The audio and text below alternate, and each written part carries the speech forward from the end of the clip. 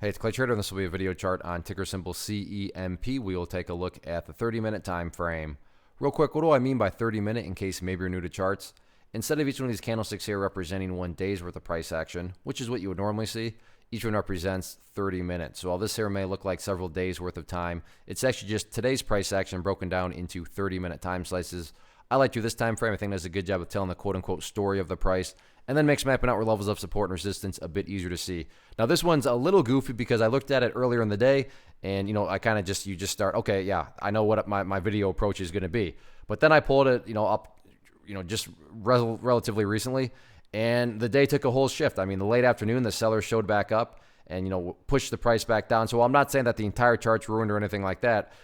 Just gotta kind of ask yourself a few more different questions, and the reason for that is, like I said earlier, it seemed like this level right here at $4.15 was a solid area of support. I mean, the bears tried there to push through and failed. They tried again to push through and failed. The bulls held strong. But then in the final 30 minutes, which again, each one of these candles represents, you can see the bulls did succeed. So now the question more so becomes, is this just a fake breakdown, or is this the start of something bigger?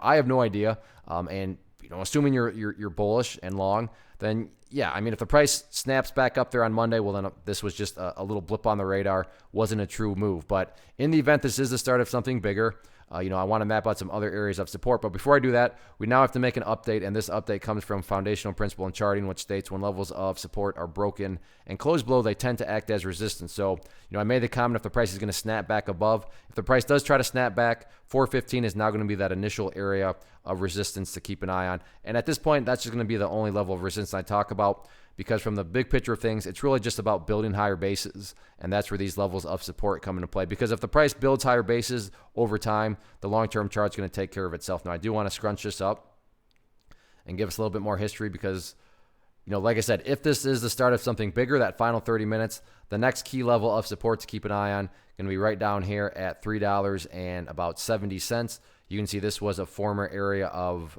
resistance back here in the history of the chart. And again, foundational rule, when levels of resistance are broken and closed above, you want to see them act as support. So, I'm not saying it's guaranteed to head down to 370, but, with the way, the momentum kind of went to the bears this afternoon, would not be shocking at all to see 370. But again, the markets offer no guarantees, so you just gotta kind of sit back and see how it all unfolds. So a lot of volume in this one today, quite a bit of price action, so we'll see how it all unfolds next week. One of the most popular questions I get is, hey Clay, how do you find the stocks that you trade? So what I've done is put together this free resource guide where I talk about the tools that I use to locate stocks that I find interesting and think may have potential. So if that sounds like something that could add value to you as a trader, then by all means, click right there to get access to the guide.